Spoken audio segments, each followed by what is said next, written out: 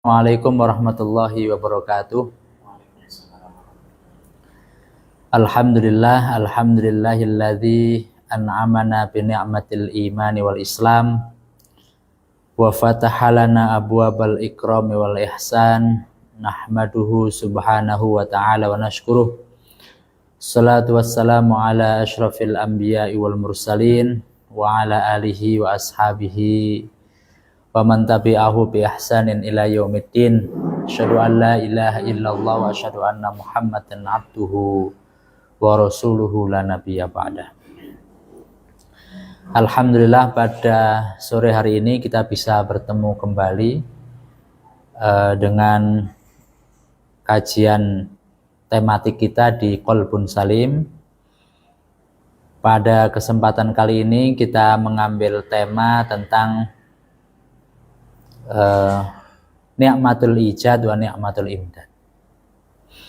Sebelum itu, mari kita bersyukur kepada Allah Subhanahu wa ta'ala atas nikmat dan karunia yang telah diberikan kepada kita semua, sehingga kita mampu menjalankan aktivitas kita pada hari ini tanpa ada halangan suatu apapun.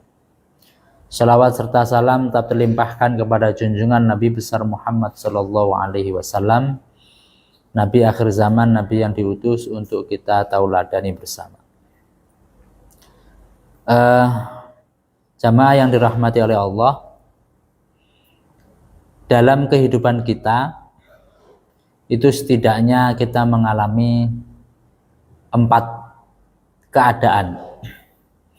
Yang pertama adalah fin ni'mah, yaitu dalam keadaan diberikan nikmat oleh Allah Subhanahu wa ta'ala. Yang kedua adalah fil bariyah, yaitu dalam keadaan diuji oleh Allah Subhanahu wa ta'ala. Yang ketiga adalah fit ta'ah, dalam keadaan taat kepada Allah Subhanahu wa ta'ala. Dan yang keempat adalah fil maksiyah, dalam keadaan bermaksiat kepada Allah Subhanahu wa ta'ala.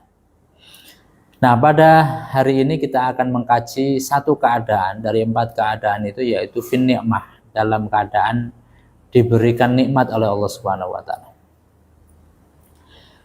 Kalau kita melihat apa definisi daripada nikmat itu, para ulama mendefinisikan bahwa nikmat itu adalah segala sesuatu yang berlebih daripada modal yang kita miliki. Segala sesuatu yang berlebih dari modal yang kita miliki itu adalah nikmat.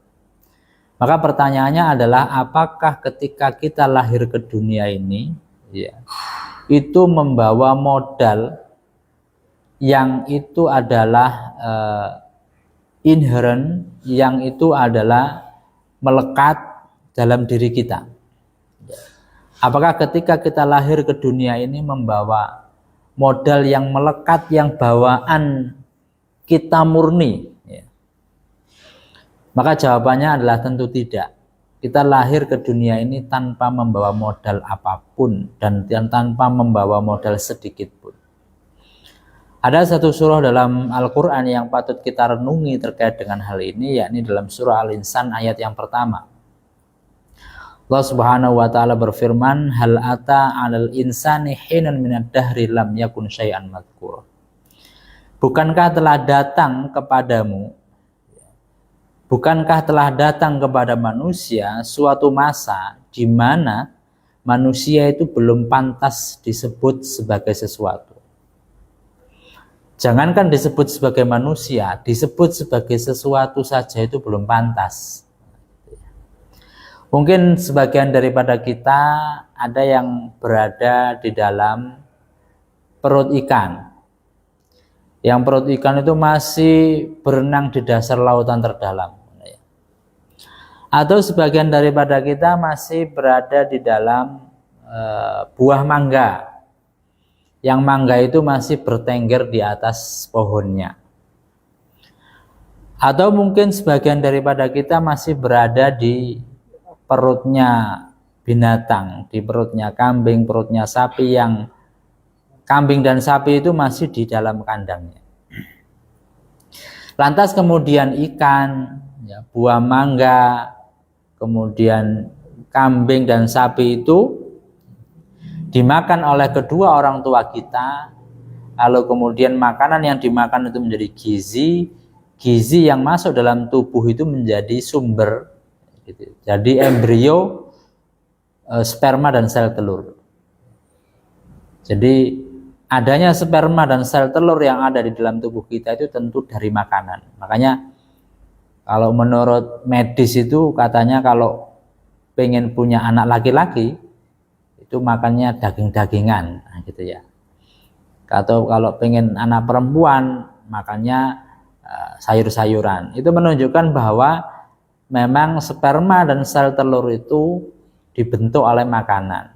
Dan makanan itu kalau kita tarik itu dari tumbuh-tumbuhan. Dan kalau tumbuh-tumbuhan itu kita tarik lagi, siapa yang menumbuhkan? Allah Subhanahu wa taala. Maka sungguhnya kita lahir itu ya murni semua dari Allah. Kita sama sekali tidak membawa modal sedikit pun. Ya.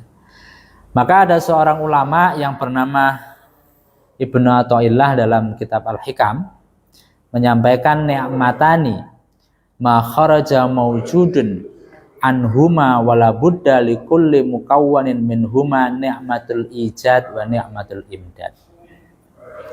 Ada dua nikmat yang dia itu keluar ataupun ada inherent yang ada di dalam diri manusia, yaitu nikmat ijad dan nikmat imdad. Nikmat ijad itu adalah nikmat diciptakan oleh Allah. Kita diciptakan oleh Allah itu sudah nikmat yang luar biasa, gitu ya. Itu nikmatul ijad dengan berbagai macam proses tadi, dalam berbagai macam makanan menjadi sel telur dengan sperma, kemudian nanti menjadi segumpal darah, kemudian ditiupkan ruh, kemudian kemudian dibentuk oleh Allah, ya ada tangan, ada kaki dan seterusnya, dan kemudian lahir. Nah, itu adalah nikmat diciptakan oleh Allah. Yang kedua adalah nikmatul imdad, nikmat diciptakannya sarana supaya kita itu bisa berlangsung hidup. Ya seperti diciptakannya oksigen, diciptakannya air, gitu ya, diciptakannya sarana yang membuat kita itu bisa berlangsung hidup. Jadi nikmat diciptakan saja itu tidak cukup kalau kita tidak diciptakan nikmat sarana untuk bisa hidup berlangsung. Bayangkan misalkan kita lahir nggak ada oksigen, ya langsung mati. Maka manusia itu sejatinya tidak bisa menghitung nikmat Allah Subhanahu wa taala karena saking banyaknya nikmat itu. Wa in ta'uddu ni'matallahi la tuhsuha. Jadi kalau kita menghitung-hitung nikmat Allah itu kita tidak akan mampu bisa menghitungnya. Maka konsekuensi logis daripada tidak bisanya dihitungnya nikmat Allah, maka konsekuensi logis daripada itu kita tidak bisa bersyukur secara sempurna terhadap nikmat yang telah diberikan oleh Allah kepada kita. Itu adalah konsekuensi logisnya. Karena nikmat Allah tidak terhitung, maka kita juga tidak bisa bersyukur secara sempurna terhadap nikmat yang telah diberikan Allah yang tidak terhitung itu. Nabi Daud pernah kontemplasi, gitu ya. Nabi Daud itu pernah merenung, pernah berkontemplasi, kemudian pernah bertafakur. Ya. Kemudian hasil kontemplasi dan tafakurnya itu Nabi Daud mengatakan, ya Rabbi kaifa ashkuruk wa ana la astati an ashkuruka illa bi ni'matin min ni'amika. Ya. Wahai Tuhanku, bagaimana saya bisa bersyukur sedangkan saya tidak bisa bersyukur kecuali menggunakan nikmat-nikmatmu yang lain. Jadi bersyukur mandiri gitu nggak bisa, mesti menggunakan nikmat Allah yang lain. Misalkan kita diberikan kesehatan oleh Allah gitu, kemudian kita bersyukur atas nikmat sehat itu, lalu kemudian kita pergi ke masjid sebagai bentuk rasa syukur itu, gitu ya. Nah, perginya kita ke masjid itu kan otomatis menggunakan kaki, gitu kan. Nah, kaki itu adalah nikmat dari Allah Subhanahu wa taala. Artinya kita mensyukuri kesehatan kita dengan bentuk ke masjid, ya, menggunakan nikmat Allah yang lain berupa kaki, gitu ya. Misalkan bersyukur dalam alhamdulillah begitu aja, itu kan juga kita tidak bisa ngomong alhamdulillah kalau tidak menggunakan nikmat Allah yang lain berupa lisan. Kemudian Nabi Daud melanjutkan wa syukrun ni'mah yajibu syukru aidon.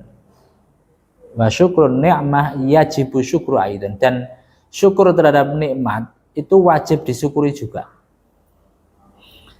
Misalkan begini, karena nikmat sehat yang kita dapat, kemudian kita bersyukur dan mengucapkan alhamdulillah ya Allah, pada hari ini Engkau telah masih memberikan kesehatan kepada saya, sehingga saya bisa bekerja, mencari nafkah untuk keluarga.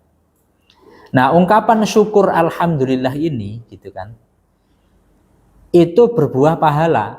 Ya, kita bersyukur kan mendapatkan pahala. Dan pahala itu adalah nikmat dari Allah yang wajib disyukuri juga. Nah, jadi setelah kita bersyukur alhamdulillah dapat pahala. Pahala itu adalah nikmat dari Allah, yang nikmat itu harus disyukuri, sehingga kemudian kita mengucapkan alhamdulillah yang kedua kalinya. Alhamdulillah ya Allah atas nikmat pahala syukur saya barusan. Nah, kemudian ungkapan rasa syukur kita yang kedua itu juga berbuah pahala, yang pahala itu adalah nikmat yang wajib disyukuri juga. Maka kita bersyukur yang ketiga kalinya. Terus begitu sampai tidak akan pernah selesai. Maka syukrun nikmah yajibu syukru aidin. Syukur terhadap nikmat itu juga wajib disyukuri juga. Nah, maka sampai mulut kita berbusa-busa, gitu ya, kita tidak akan bisa bersyukur secara sempurna terhadap nikmat Allah. Jamaah yang dirahmati Allah, maka kita harus mensyukuri nikmat itu sebelum nikmat itu hilang daripada diri kita. Sering kita itu tidak sadar dengan adanya nikmat. Ketika keluarga kita utuh begitu ya, ketika anak kita sehat, kadang kita mengeluh, ini rumah kok kotor terus begitu ya, baru aja diberesin kotor lagi, baru diberesin kotor lagi, karena anaknya kecil-kecil. Padahal di situ sebenarnya ada nikmat. Karena apa? Nikmatnya anak kita sehat. Dan misalnya gak kepingin kotor, gak kepingin berantakan, ya anaknya sakit. Nah, kemudian suatu ketika Allah mendengar keluhan kita karena rumah kita sering kotor, sering berantakan. Ya Allah, kapan rumahku ini bisa bersih, bisa rapi gitu ya, setelah disapu itu gak kotor meneng gitu kan. Nah, suatu ketika Allah mengabulkan keluhan dia itu, sehingga Allah jadikanlah anak dia itu sakit opname di rumah sakit selama seminggu.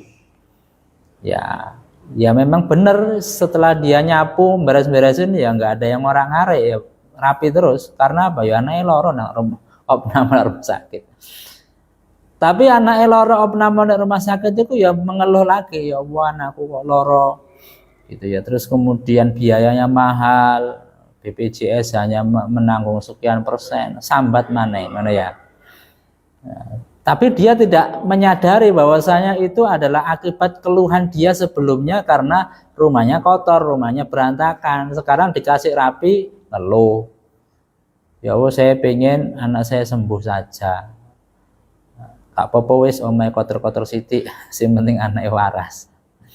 Nah, itulah kita itu perlu mensyukuri nikmat sebelum nikmat itu tidak ada. Jangan menunggu nikmat itu tidak ada baru kita menyadari betapa berharganya nikmat itu. Nah, gitu ya. Kita baru menyadari sehat itu nikmat ketika biasanya kalau sehat itu sudah nggak ada, ketika sehat itu sakit. Ketika kita itu sakit, ya, ketika kita sakit berbaring di rumah sakit, bed rest, baru menyadari oh ternyata sehat itu enak ya. Berarti saya tak harus menjaga makanan, harus menjaga minuman, harus olahraga gitu kan. Nah, itu baru terasa berarti ketika nikmat sehat itu tidak ada. Maka Ibnu Athaillah mengatakan man lam ya'rif qadra ni'amiha biwijdaniha, barang siapa yang tidak bisa mengetahui betapa berharganya nikmat itu ketika nikmat itu ada gitu ya. Arafa biwujudi fuqdaniha, maka dia akan merasa betapa nikmat itu berharga ketika nikmat itu sudah tidak ada. Nah, Jadi nikmat itu memang kita itu merasa nikmat naik mobil itu setelah berkali-kali naik sepeda motor. Nah, karena apa? Ya, ketika setiap hari naik mobil itu nikmat itu biasa aja, nggak terasa nikmat. Tapi kemudian ketika mobilnya nggak ada di bengkel misalnya nggak bisa dipakai, kemudian dia harus naik sepeda motor ke kantor, kehujanan, kepanasan, dia baru merasa ternyata naik mobil itu enak ya, begitu. Jamaah yang dirahmati Allah, jamaah Qalbun Salim yang dirahmati Allah. Yang terakhir, maka yang paling penting adalah jangan sampai kita itu kufur terhadap nikmatnya Allah. Allah memberikan banyak contoh kepada kita terkait dengan kaum yang kufur terhadap nikmatnya Allah, yaitu kaum Saba. Dalam surah Saba ayat 15-16 Allah berfirman, laqad kana lisaba'im fi maskanihim ayah. Kaum Saba itu adalah kaumnya siapa? Ratu Bilqis. Saya minum dulu nggak?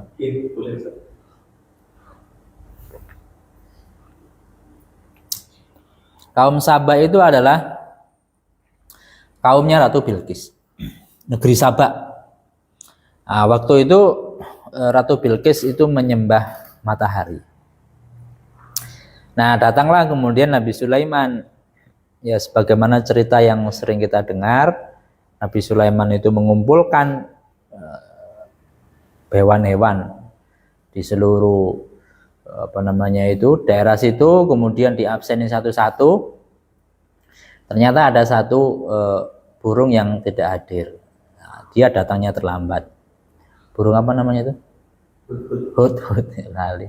Burung hud-hud. Ditanya, kamu dari mana? Saya dari sebuah tempat. Di situ ada sebuah kaum yang menyembah matahari. Oh gitu ya. Nah, intinya kemudian Ratu Bilqis itu diundang ke istana. Nah, di istana itu kemudian dia takjub, akhirnya beriman kepada Allah. Ya, karena belum ada Islamnya, beriman kepada Allah. Di situ kemudian orang itu hidup makmur, tentrem, beriman kepada Allah. Laqad kana lisaba'in fi maskanihim ayah. Dan di dalam kaum Saba itu ada tanda-tanda kebesaran Allah. Apa itu? Jannatani an yaminin wa shimal. Jadi kaum Saba itu punya kebun yang sangat rindang di kanan dan di kiri. Bahkan saking rindangnya ya, Bapak Ibu, jenengan masuk di kebunnya kaum Saba itu dengan membawa nampan yang kosong, ditaruh di atas kepala, masuk keluar itu penuh dengan buah-buahan. Saking gemah ripah loh jinawinya, nah, gitu ya. Kaum negeri Saba itu ada di mana? Di Yaman sana. Sana ada bekasnya bendungan Ma'rib Saba. Tapi ada penelitian orang Indonesia mengatakan negeri Saba itu di Indonesia, gitu ya. Bodoh. Kulu min rizki rabbikum washkurulah, maka makanlah dari rizki Tuhanmu dan bersyukurlah. Baldatun thayyibatun wa rabbun ghafur. Nah, ini gambaran betapa kaum Saba itu sangat dilimpahi nikmat yang banyak oleh Allah. Nah, kemudian 2 abad itu kan beriman semua ya kaum Saba ya. Nabi Sulaiman 2 abad setelah kematian Ratu Bilqis, kaum Saba itu kembali menyembah matahari. Nah, gitu ya ceritanya. Fa'aradu, mereka berpaling. Fa'arsalna alaihim sailal arim, maka kami kirimkanlah kepada mereka banjir arim. Jadi mereka punya bendungan Ma'rib Saba yang besar yang bisa mengairi kebun-kebun itu. Ya, bocornya bendungan itu ada yang mengatakan 2 penyebabnya. Yang pertama, konflik antar saudara. Apa hubungannya konflik antar saudara dengan bocornya bendungan? Karena mereka tidak sempat ngeramut bendungan itu, ribut dengan dulur dewe itu karena akhirnya bendungannya retak, bocor, buyar, banjir bandang.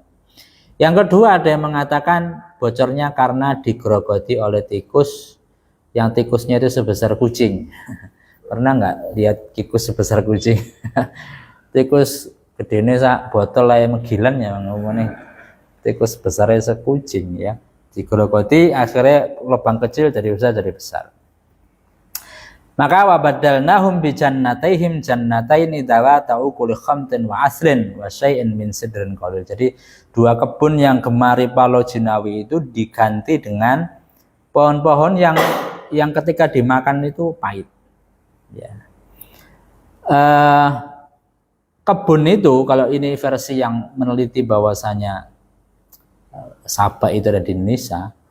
Jadi kebun atau hutan itu dalam bahasa mereka itu adalah wana. Nah, sedangkan Sabah itu ya Sabah. Maka kebunnya atau hutannya orang Sabah itu disebut dengan wana Sabah atau Wonosobo. Ya, kemudian ketika ditanya bendungan Ma'rib Sabahnya di mana? Oh, bendungan Ma'rib Sabahnya itu ada di dalam lautan. Jadi Indonesia dulu itu dataran yang sangat luas. Nah, karena ada banjir itu sekarang menjadi berpulau-pulau, ribuan pulau ya. Dan ya qadarullah di dalam dasar lautan di laut mana enggak tahu itu ada tembok besar dan panjang. Nah, dia mengatakan itu dan apa namanya di secara faktanya ada, tapi ya enggak tahu itu apakah betul bendungan apa begitu. Pokoknya di dalam itu ada bendungan besar, tinggi besar. Lah jamaah yang dirahmati Allah, itu adalah kalau kita kufur terhadap nikmat, maka Allah mencabut nikmat yang telah diberikan kepada kaum Sabah. Kita juga begitu. Ada ya mohon maaf seorang karirnya sudah tinggi, kemudian berbuat maksiat kepada Allah. Diuji oleh Allah, anaknya diambil, meninggal dunia. Dengan diambilnya anaknya itu harapan Allah itu dia mau taubat, tetapi masih saja melakukan maksiat. Akhirnya istrinya sakit, ya, lumpuh, stroke. Karena apa begitu ya? Harapannya apa? Harapannya dia mau bertaubat, tidak maksiat lagi. Tetapi sakitnya istri, meninggalnya anak tidak membuat dia bertaubat. Akhirnya dia tetap bermaksiat. Akhirnya kemudian dia berada di posisi yang sedang tinggi, begitu di sebuah lembaga, terkena skandal, ya, sehingga kemudian diturunkanlah.